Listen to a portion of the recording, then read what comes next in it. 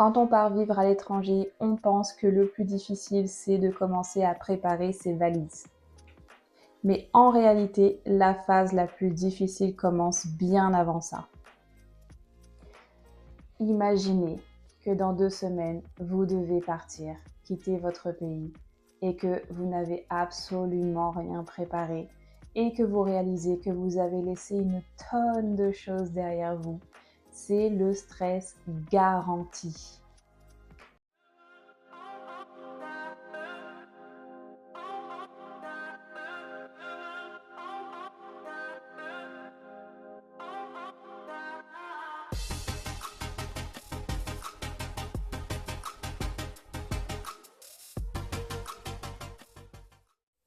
Dans la première partie de cette vidéo, je vous ai montré comment vous pouvez vous projeter dans votre futur pays d'accueil sans pour autant avoir toutes les informations à votre disposition.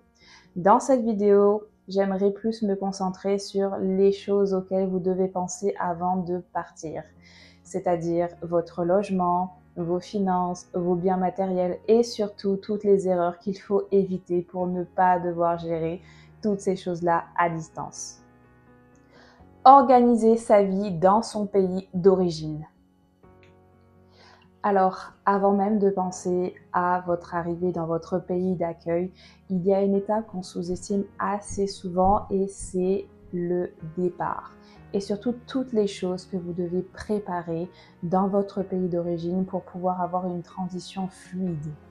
C'est souvent quelque chose qu'on ne pense pas forcément parce qu'on est tellement concentré et content à l'idée de partir à l'aventure dans un nouveau pays qu'on oublie de régler certaines choses avant son départ. Tout ce que vous allez laisser derrière vous doit être pensé, trié et sécurisé. Et c'est là que tout devient un petit peu plus concret. Parce que partir à l'étranger, ce n'est pas seulement un départ. C'est aussi de devoir penser à toutes les choses que vous allez devoir laisser derrière vous dans votre pays d'origine. Surtout si votre plan, c'est de revenir à la fin d'une affectation. Croyez-moi, c'est beaucoup plus compliqué de s'y prendre en retard ou de ne pas penser à certains éléments qui peuvent être importants lors de votre retour. Par exemple, si vous avez un bail d'une durée de 12 mois, mais que vous devez partir dans 8 semaines, à ce moment-là, vous devez calculer vos pénalités, vous renseigner ou peut-être même trouver une personne qui va pouvoir louer votre appartement pour la durée pour laquelle vous allez partir. Et le fait de penser à ces petits détails, ça va vraiment vous éviter certains frais additionnels. Le logement. Le logement, c'est l'un des éléments le plus stressant et surtout si vous y prenez beaucoup trop tard ou mal, ça peut vraiment vous coûter très très cher. Alors, il y a plusieurs choses qui peuvent être faites pour votre logement. Première chose, vous pouvez très bien mettre votre logement en location sur Airbnb ou le sous-louer à un locataire tout simplement pour une période limitée. Donc ça, c'est quelque chose qui peut être facile dit sur papier. Par contre, en termes d'organisation, c'est un petit peu plus compliqué lorsque vous devez gérer ça à distance parce que vous n'avez pas forcément le contrôle sur la gestion des imprévus. Vous ne contrôlez pas non plus les entrées et les sorties. S'il y a un problème en particulier avec le logement, vous devez donc devoir gérer tout ça à distance. Autre chose, si vous êtes propriétaire, vous pouvez également vendre votre maison, votre appartement. Mais imaginez devoir gérer les signatures à distance, devoir aussi coordonner avec l'agent immobilier, devoir faire des visites à distance. Donc ça déjà, c'est quelque chose qui est très compliqué à faire lorsqu'on est sur place. Donc imaginez de devoir le faire dans un autre pays. Dernière chose, si vous êtes en location, vous pouvez très bien aussi résilier votre bail. Là encore, toutefois, il faut vraiment se renseigner sur les délais légaux pour éviter de payer des mois en trop et de devoir aussi gérer un état des lieux à distance. Alors ça, ce sont vraiment les options les plus évidentes. En revanche, il faut aussi tenir compte que ça peut avoir des délais, des démarches auxquelles on ne pense pas, des préavis. Et si on s'y prend vraiment trop tard, on risque vraiment de passer à côté de certaines options et donc de perdre le contrôle complètement sur la situation. Il y a aussi une réalité dont on parle très peu, c'est qu'on n'a pas forcément toujours une personne de confiance sur place. Donc ça, c'est aussi un élément qui est important parce que ça veut dire que vous allez devoir tout gérer par vous-même à distance si vous ne pouvez pas compter sur quelqu'un qui est sur place dans votre pays d'origine. Alors l'objectif est simple. Comme vous l'avez compris, vous devez anticiper au maximum toutes les démarches concernant votre logement avant votre départ.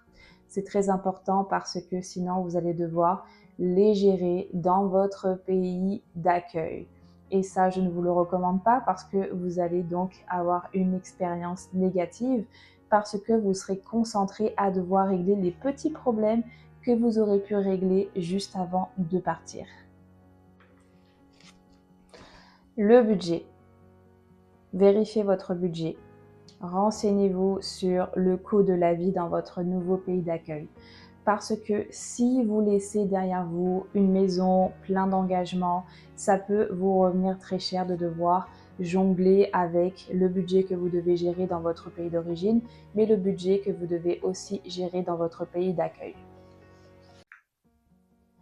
Par exemple, vous pouvez déjà vérifier avec votre banque si vous pouvez effectuer des retraits internationaux et si tout simplement votre carte va fonctionner une fois à l'étranger. Je vous recommande également d'utiliser une application d'authentification plutôt que de recevoir des messages pour pouvoir vous connecter à votre banque. Pourquoi? Parce qu'il est très possible que votre numéro de téléphone ne fonctionne plus une fois que vous serez à l'étranger. Prévoyez aussi d'avoir plusieurs cartes bancaires à votre arrivée parce que ça va vous donner plusieurs options de paiement si jamais certaines cartes ne fonctionnent pas. Je vous recommande également de mettre à jour vos paiements automatiques pour vos abonnements comme Netflix, Spotify ou même encore vos assurances parce qu'il est très probable qu'ils soient bloqués à votre arrivée. Tout simplement parce que vous avez effectué plusieurs changements bancaires et donc vos informations risquent également de changer et vous risquez de ne pas y avoir accès. Donc oui, le fait de prévoir tout ça à l'avance, ça va vraiment vous permettre d'éviter une panique à votre arrivée. Imaginez si votre enfant n'a pas accès à son abonnement Disney lorsque vous arrivez. Imaginez la crise que cela peut causer. Donc, je vous recommande fortement de mettre à jour vos paiements, de vérifier toutes vos informations bancaires et si le tout peut fonctionner une fois dans votre pays d'accueil. Les abonnements comme votre téléphone, votre internet, votre accès à la salle de gym, les assurances et toute autre plateforme auquel vous vous êtes abonné. On oublie souvent ces choses-là parce qu'on ne se rend pas souvent compte de toutes les choses auxquelles on a pu s'abonner au courant de notre vie jusqu'à qu'elles ne fonctionnent plus. Par exemple, pour votre abonnement téléphonique, pensez à résilier votre contrat actuel ou tout simplement de passer à un forfait international de façon temporaire. Pour votre abonnement à Internet ou à votre télé, je vous conseille également d'aviser votre fournisseur de mettre en pause votre service. Pour ce qui est du gym, si vous avez un abonnement à la salle, je vous conseille également de mettre en pause votre abonnement ou de complètement le résilier. Ça va vous éviter de payer dans le vide, surtout si vous n'êtes pas dans la salle de gym à ce moment-là. Concernant tout ce qui est les plateformes comme Netflix, Spotify, je vous conseille très fortement de mettre à jour vos paiements pour ne pas qu'ils soient bloqués à votre arrivée dans votre nouveau pays d'accueil. Une petite astuce pratique, je vous conseille vraiment de faire une liste. Pour ma part, j'utilise un document Excel dans lequel je note vraiment tous les abonnements que j'ai en cours. Je note également leur date de fin d'abonnement. Je me renseigne également sur les pénalités. Ça me permet vraiment de faire des calculs en temps réel et donc vraiment d'avoir le contrôle sur le budget qui est attribué pour ces éléments-là. Je vous invite à rester davantage dans cette vidéo pour connaître tous les autres petits détails que les gens oublient avant de partir dans leur pays d'affectation et qui compliquent pas mal leur projet international. Les éléments administratifs. Je sais que c'est pas forcément le truc le plus agréable, mais c'est souvent ce qui prend le plus de temps. Pour vos impôts, je vous conseille de vraiment vous renseigner sur tout ce que vous devez déclarer avant de partir, ou du moins de vous renseigner de comment est-ce que vous pouvez gérer tout ça une fois à distance dans votre pays à l'étranger. Parce que selon votre situation, tout peut changer, les règles changent, et de devoir gérer ça à distance, ça rend les choses beaucoup plus compliquées, croyez-moi. Votre assurance maladie. Vérifiez s'il est possible d'obtenir une couverture une fois à l'international.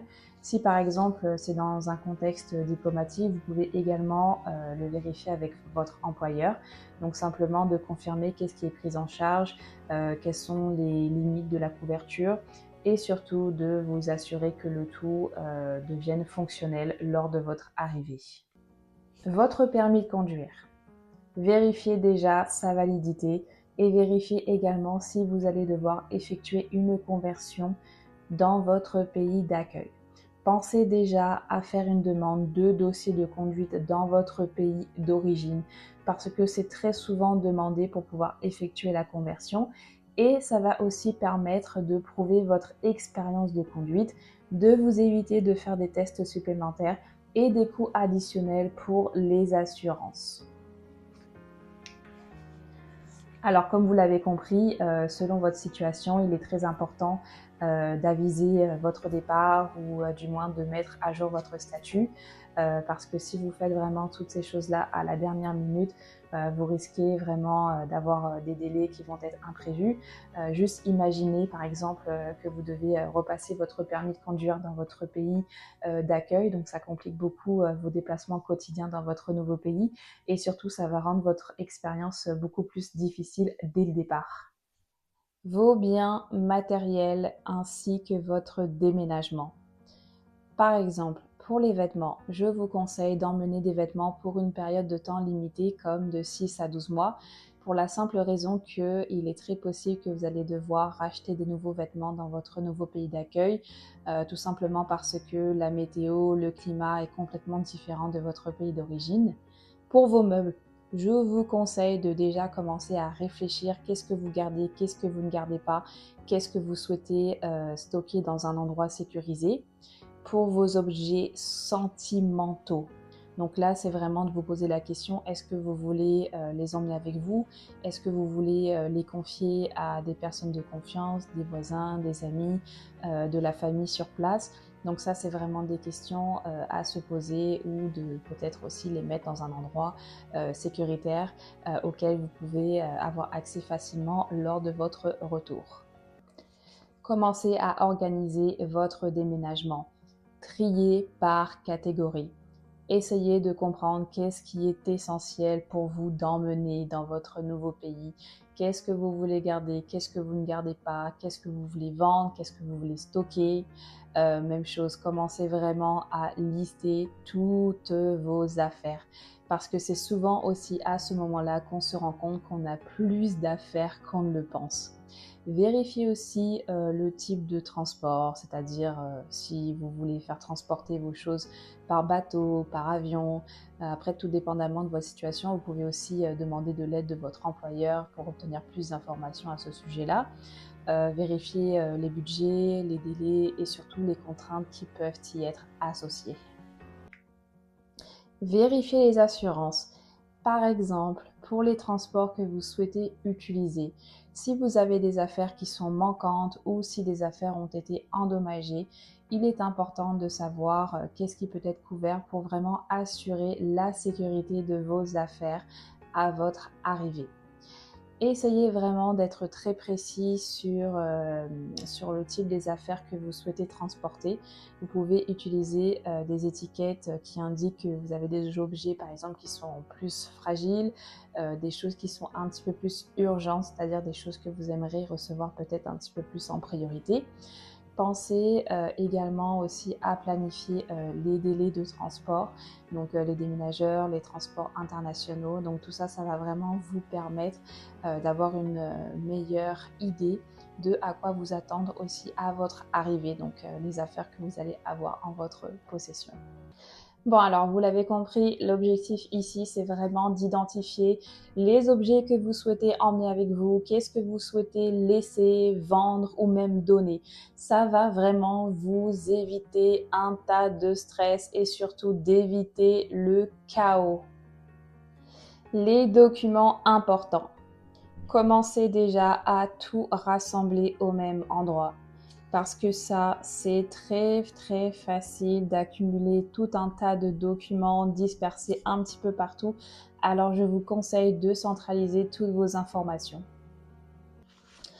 Par exemple, les actes de naissance, les passeports, les contrats de mariage, les diplômes d'études ou même les dossiers médicaux. Je vous conseille de tout scanner, de les mettre dans des clouds et aussi de rapporter tous les documents originaux avec vous car ils sont très souvent demandés, surtout quand il s'agit de faire des demandes officielles. Je vous suggère aussi de rapporter un dossier de secours dans lequel vous allez mettre une copie de chacun de vos documents. Ça va vous permettre de pouvoir retrouver l'information assez facilement parce que lorsque vous allez arriver dans votre pays d'accueil, c'est souvent très difficile de faire des demandes à distance. La dimension humaine. Lorsqu'on est dans un projet aussi fou, aussi grand, on est très souvent concentré sur l'aspect logistique que parfois on en oublie que l'aspect émotionnel, donc humain, est tout aussi important et fait aussi partie de cette expérience. Par exemple, dites au revoir à votre famille, à votre entourage, à vos amis, à vos collègues préférés, à toutes les personnes que vous allez laisser derrière vous.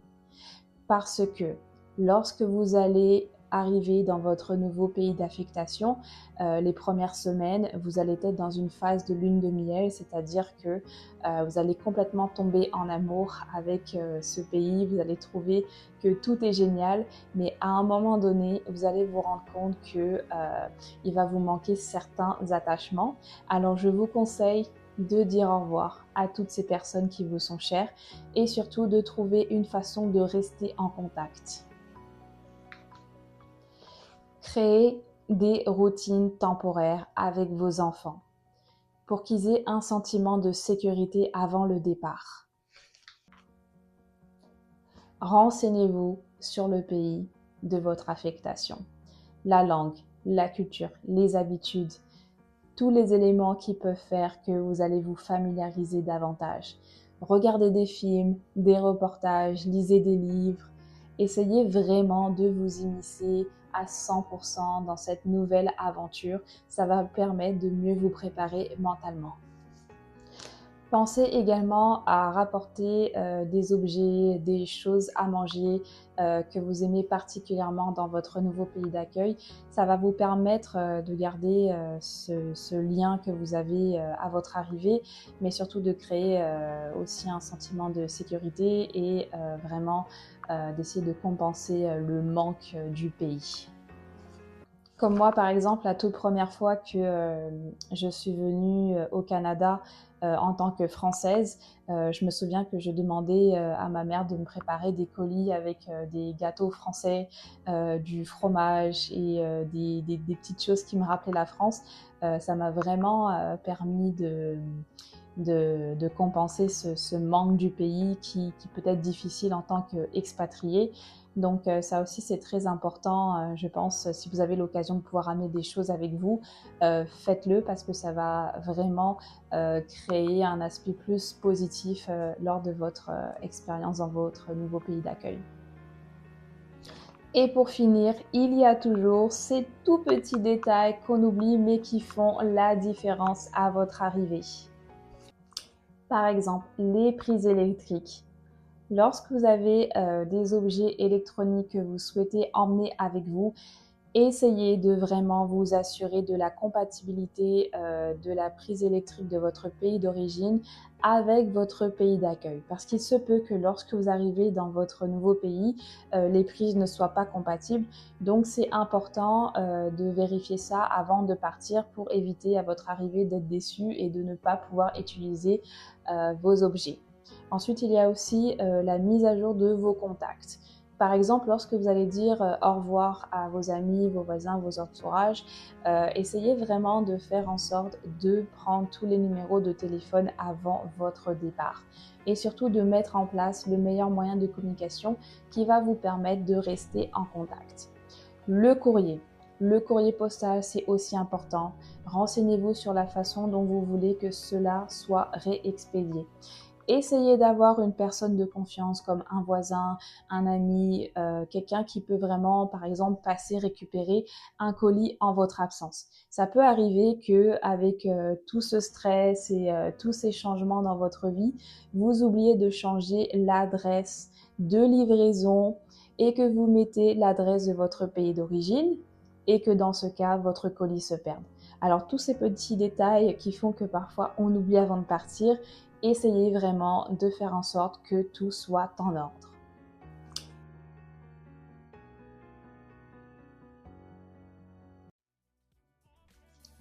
Bon, alors vous l'avez compris, vous n'avez pas besoin de tout faire parfaitement.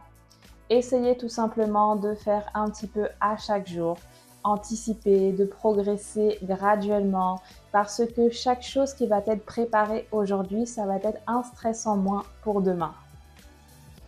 Dans ma prochaine vidéo, je vous parlerai un petit peu plus de mon ressenti. Comment est-ce que je vis les choses face à tous ces changements, face à cette préparation? Comment est-ce que j'arrive à garder un peu plus de contrôle sur mon identité? J'aimerais que vous me dites en commentaire, quelle est l'étape que vous redoutez le plus dans toutes ces préparations? Et si ce contenu vous a plu et vous aide, je vous invite à liker la vidéo, à vous abonner à ma chaîne et à rester à l'écoute pour connaître le reste des prochaines étapes. Alors si cette vidéo vous a plu, je vous invite à consulter la première partie de cette vidéo et à regarder les autres vidéos concernant la vie diplomatique.